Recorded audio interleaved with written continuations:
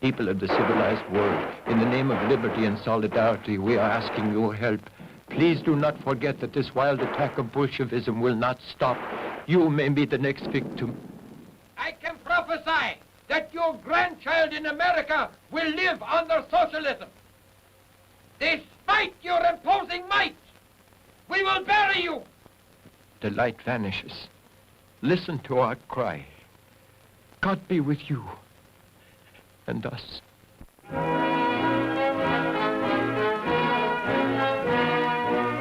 Insight, the religious principles underlying American democracy, the fundamental connection between faith and freedom.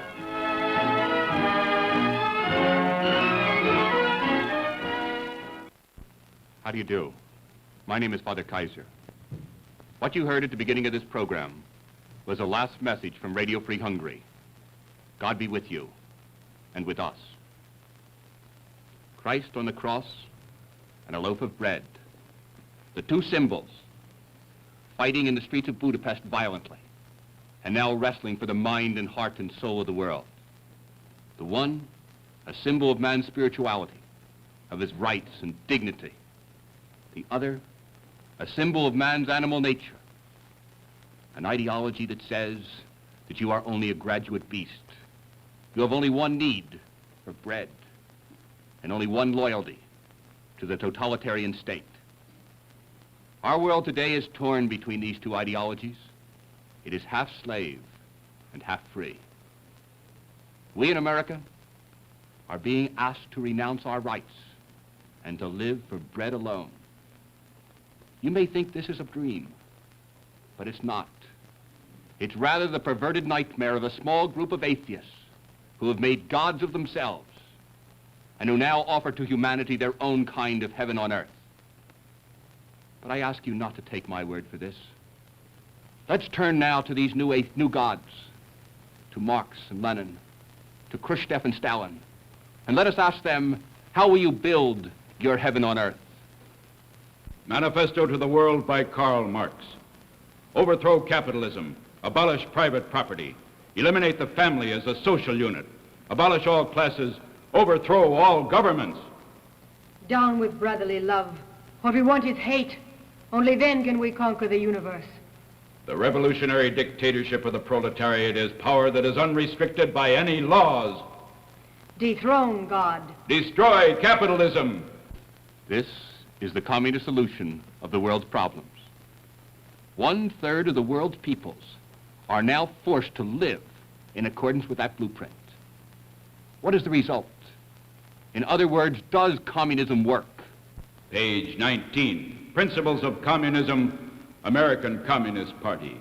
The Soviet Union is an inspiring example for the national self-determination of the oppressed peoples.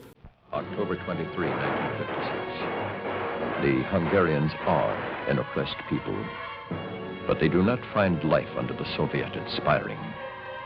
Having lived in the communist heaven on earth, they now move through the streets of Budapest like a great wave, a common heartbeat, pleading peacefully and yet desperately for freedom.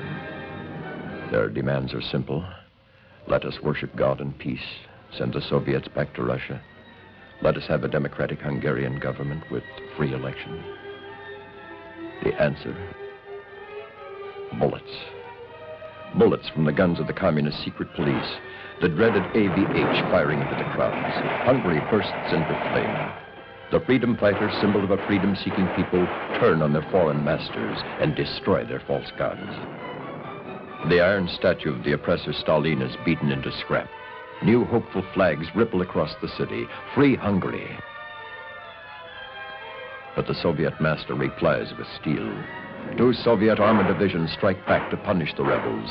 They are met by youths, students, workers, who fight with whatever weapons they have. And if they have none, with their bare hands, with gasoline in bottles, with stolen ammunition, with raw, unbounded courage. Many die, but more replace them.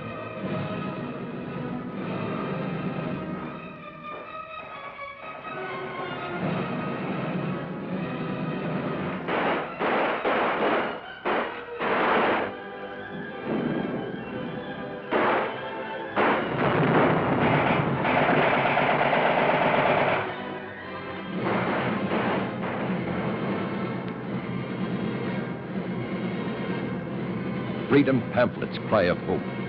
Freedom fighters seize the communist headquarters and secret police buildings. They burn the false prayers of their Soviet masters, burn the creeds of Lenin, the propaganda tracts, the hated files of the secret police, burn the red flags. At the end of 5 days, to avoid complete annihilation, Premier Khrushchev orders his armies out of Budapest. Khrushchev promises an armistice. Soviet leaders will meet with the freedom fighters to plan Hungary's national independence. Then for 4 days across Budapest, the people cry out in joy. The Hungarians are free.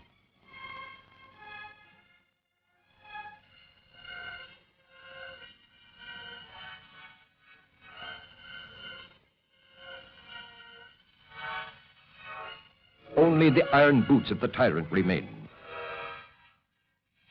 Every Red Star symbol will be obliterated, shot away with machine gun bullets if wrecking crews can't pull it down. The dungeons of the secret police are ripped open, the prisoners freed. Budapest goes on a holiday of laughter and hope.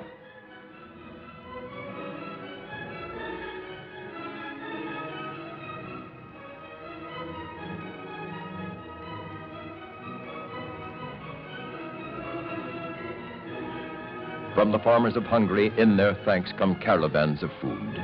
During all the fighting, not a single store has been looted. A free people do not have to steal, they share. And now, out of long suppressed instinct, they embrace the fruits of their freedom.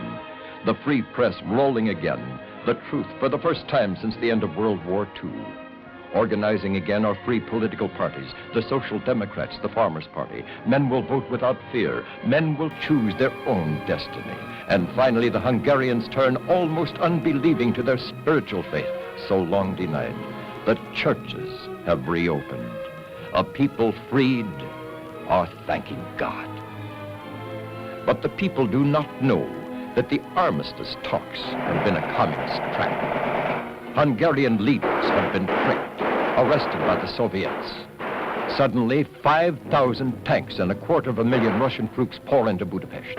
These are uncontaminated troops, Mongols and Tartars, who have been told by their officers that they are fighting now not in Hungary, but in Berlin against the hated Germans. These Soviets are prepared to kill. They do kill or wound 13,000 Hungarians. Eventually, they were shipped to Siberia, 25,000 more.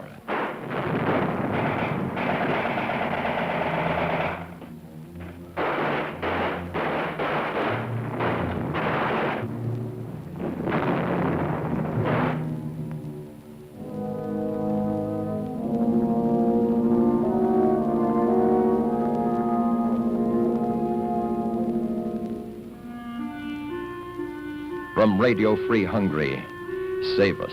The shadows grow darker from hour to hour. Listen to our cry. See the ages of the dead, the youth who sought to be free. 18, 21, 20. God be with you and us. You've heard it. Now you've seen it. The voice and the face of a nightmare. And you ask yourself, how can this happen? How can one group of human beings treat another group of human beings in such inhuman manner? What force could cause them to act this way? Let us spend a moment analyzing that force. Let us examine the communist ideology. Communism's basic principle is that all reality is material. If you can't see it or feel it or touch it, it does not exist. This, for instance, is just a piece of wood. It has no other significance. And the world was produced by a blind collision of atoms. Matter in motion, a conflict in nature, that's all. No purpose, no design. And you, what do they say about a human being? They tell you that you are merely a material part of an exclusively material universe. When the communist looks at the individual, he sees only this, a body and nothing more. Lungs, heart, a liver secreting bile, a stomach with gastric juices, a brain transmitting emotion, 21% bone, 18% cartilage, 16% tissue, 45% water. You are merely a piece of highly organized protoplasm. No soul, no rights, no dignity, no spiritual destiny. You are an economic animal, and you have only one need, and that is for bread. You cannot think for yourself, you cannot act for yourself, you cannot control your own actions. You are completely determined by your human surroundings. A human being lives in the human herd. He is determined by that herd, and he has no life apart from that herd. Understanding this, we can now turn to the second premise of communism. For if man is only an animal, and if matter is all that exists, then there must be no God. In other words, atheism. V.I. Lenin, Marxism cannot be conceived without atheism. We must combat religion. That is the ABC of all Marxism. Radio Leningrad, the struggle against the gospel and Christian legend must be conducted ruthlessly with all the means at the disposal of communism. Religion is a sort of spiritual gin where the slaves of capital can drown their human shapes in all claims to a decent human life. Money is the jealous god of Israel. As soon as society successfully abolishes the empirical essence of Judaism, the Jew will become obsolete. We hate Christians and Christianity. Communism is intrinsically atheistic. It is impossible to separate communism from its atheistic basis, for all else is built upon it. Understanding this, we can now move on to that very confusing, but actually very predictable area of communist morality. We repudiate all morality derived from non-human and non-class concepts. Our morality is completely subordinated to the interest of the class struggle of the proletariat. We do not believe in an eternal morality. Lenin, the dictatorship of the proletariat means nothing more or less than absolute authority, completely unregulated by rules or regulations, and resting heavily on force. All this talk of feeding the starving is nothing more than saccharine, sweet sentimentality. There is still too little of the ruthlessness necessary for the complete success of communism. The basic principle of communist morality is that the end justifies the means. The end for the Marxists is the communist domination of the world, and the means is anything that contributes to that end. Murder, violence, terror, deceit, all these have their part to play. They are good and laudatory, provided they contribute to the communist cause. When you read the writings of Stalin, Khrushchev, Marx, and Lenin, you will see that they are not interested in individuals as such. They always talk in the abstract. They speak of the masses, the working classes, the proletariat, but never do they speak of the individual. In fact, the very opposite is the case. The individual is despised. He exists only for the class. If he contributes to the communist revolution, then he is to be honored. But if he impedes that revolution, he is to be eliminated. Since the communists seized power in Russia, with their November coup d'etat, they have consistently applied that principle. In the spring of 1917, the revolution to change the world begins. The Russian army under Tsar Nicholas is corrupt, inefficient, 18th century soldiers fighting a 20th century war. As Russia reaches the point of collapse, a workers' council seizes control of the government. The Tsar is made a prisoner and 2 advocates. The revolution spreads across Mother Russia. It promises freedom of speech, free association, free press, and religion. An ideal government modeled on Western parliamentary democracy. But the land is still torn by war. The country is in chaos. At this instant, communism is no more than one exiled leader.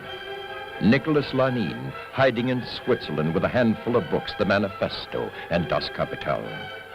The man who wrote them, an obscure German intellectual, Karl Marx, is remembered now by only a handful of Bolsheviks as the most radical of Russia's political extremists. But the moment of chaos is the lifetime opportunity for Lenin. Returning to Russia, capitalizing on the people's discontent, superb in his powers of organization, Lenin forges a network of communist cells. His workers cry, peace, bread, land. Joining with Leon Trotsky, Lenin is determined to seize control of the provisional government and impose his system on the people.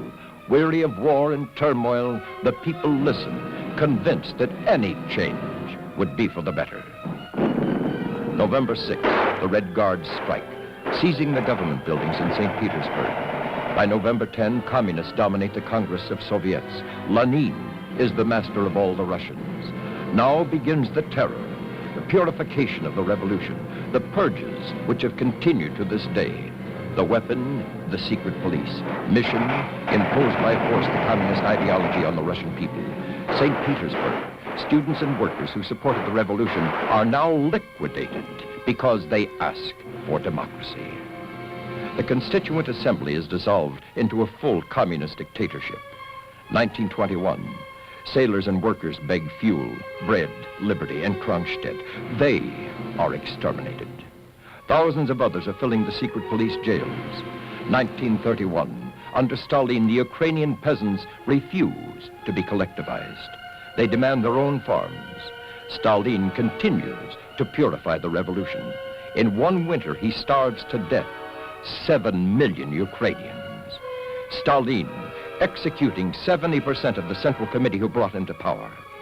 And now, finally, Khrushchev, denouncing Stalin's terror methods, and Khrushchev using the same exact methods to crush, destroy the Hungarian Revolution under the tricking of an armistice. Only those acts are moral which contribute to the building up of a new communist ideology. The communists have many vices, but they do have one virtue. They are consistent. Their tactics of terror, their methods of violence, all flow directly from their denial of the existence of God. But still there remains one question. How is it that intelligent people, educated people, people who have known freedom, can freely embrace communism as the solution to the world's problems? And here we must keep one point in mind. Communism is more than a military force or an economic system. Communism is an ideology. It is a philosophy of life. It is a system of ideas. And this is why it is frequently sold on an intellectual basis. Let me tell you about that. For selling communism is my business. I ask you to look around you. Look at the world in which you find yourself. Study the statistics of recent history. And what do you find? You find a reoccurring cycle of depression and war. Are you satisfied with that? Do you like breadlines, starvation, and poverty? Do you want an economic system that makes the rich richer and the poor poorer? Are you satisfied with a world that pits nation against nation and brother against brother? Of course not. But do you want to change that world? Are you willing to join the revolution? Destroy the old, impose the new? What causes poverty, injustice, discrimination, and war? I'll tell you. Capitalism, that's the culprit. Private property is the root of all evil. Greed is the cause of all misery. It robs the proletariat, degrades the worker, causes the poor to fight capitalism's wars. What's the solution? Destroy capitalism. Abolish private property. Put all ownership in the hands of the proletariat. Join the Communist Party. And together we'll build a new, scientifically purified, godless material world. We'll change human nature. We'll banish all religious superstition from the minds of men.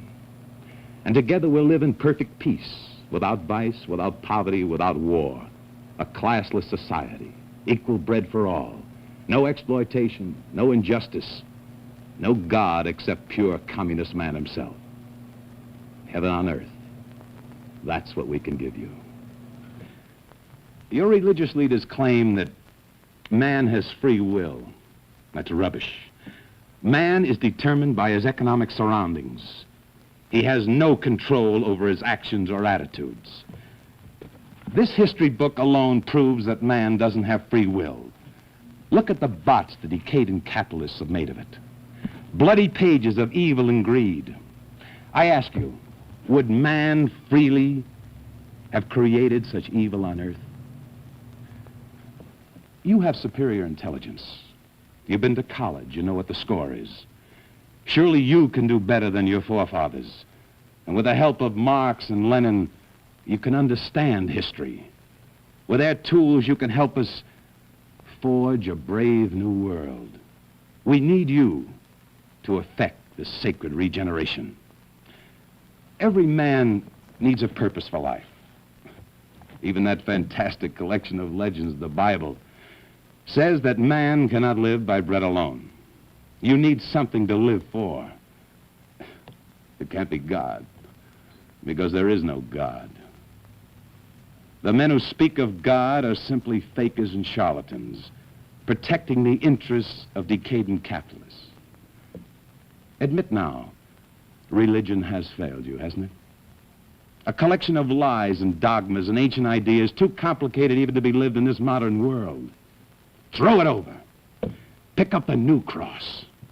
Dedicate yourself to the service of world revolution.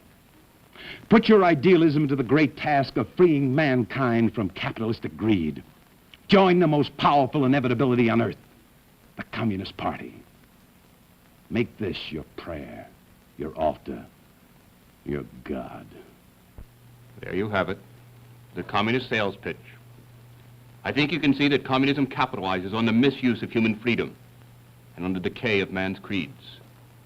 It appeals to those who are dissatisfied with the present and anxious to build the future. And it promises to sweep from the face of the earth all injustice and poverty. Its appeal is the appeal of that promise. The intellectually confused and the spiritually hungry find it very attractive, for it promises to give meaning and purpose to their lives. The young and naive find it attractive because it appeals to their idealism and promises to make them part of a great revolutionary movement. But any student of communism must study communist history, for there you will find that although the communists promise to divinize mankind, in practice they degrade him. They call class conflict a capitalistic creation, but at every opportunity, they increase it. They promise to deliver man from the exploitation of the capitalistic system, but actually they turn him over to the worst exploitation of the communist state. In the name of the proletariat, they persecute the poor. In the name of liberty, they deny human rights. In the name of mankind, they tyrannize and degrade men. Yes, communism promises a great deal. It delivers very little. And nowhere is the communist failure more apparent than in the field of religion. Joseph Stalin, page 387. Have we suppressed the reactionary clergy? Yes, we have. The unfortunate thing is that religion is not liquidated. Nikita Khrushchev, don't think we've changed our mind about religion. We remain the atheists we've always been. And we're doing everything possible to liberate those people who are still under the spell of the religious opiate. No, religion has not been liquidated, nor will it be. Religion cannot be liquidated because it's part of human nature itself. What the communists forget is this. The idea of God cannot be surgically or scientifically removed from the mind of man. For as soon as an individual becomes aware of the world around him, he begins to think of that being whom we call God. For more than 40 years, the communists have had absolute control of the Soviet Union. All vehicles of thought, all methods of expression have been in their hands, and they have used this tremendous power to wage a relentless war on religion. What have they done? They financed the League for the Godless. They've poured billions of rubles into atheistic propaganda. They have shot priests. They have persecuted believers. They have mocked religion, but they have failed. Today, in the communist heartland, the vast bulk of the Russian people refuse to buy the official atheism. So serious has this become that the communist leaders have recently made courses in scientific atheism mandatory for all university students. If there is no God, why do they fear himself? I think they protest too much. The communist system is doomed to ultimate failure, for it is based on false premises. You and I in America have the power to show to all the world the falsity of the communist premises. But will we use that power? That is the question. St. Luke tells us of a very rich man who said to himself, "You have all the world has to give. Eat, drink, and be merry, for tomorrow you die." He tells us that God said to that man, "Thou fool, this night your soul shall be required of you." For the American people, this night is here today. The hour of decision. The eternal choice between the material and the spiritual. So many people say, well, what can I do? What can one individual do? The truth is, there is much you can do. There is much you alone can do. For you have it in your power to prove the falsity of the communist premises. Not with words, for they can too easily be ignored, but with actions, with words in motion, with a life permeated with your Christian democratic philosophy. The communists say that you are only an animal. You can prove them wrong by activating the spiritual part of your nature and learning to control your animal impulses. Do you exercise initiative? Do you willingly assume responsibility? Is your conscience the guiding norm of your life? The communists preach a morality of terror and violence. You can meet their hatred with Christian love. You can do this by attacking the pockets of discrimination and injustice in our own country. Are you ready to sacrifice your own comfort to help all men everywhere to a life of freedom and dignity? The communists say there is no God. You can prove them wrong by putting God at the very center of your life and consecrating all your energies to his service. Do you live in such a way that your life would make no sense were there no God? The hour of decision is here. For this is the challenge communism poses to each of us, to you and to me. Let us not flee this challenge, but let us boldly face it. We can do this by rededicating ourselves to our Christian democratic ideals, by using our freedom to commit ourselves to the God who made us and who said, "I am the truth, and the truth shall make you free."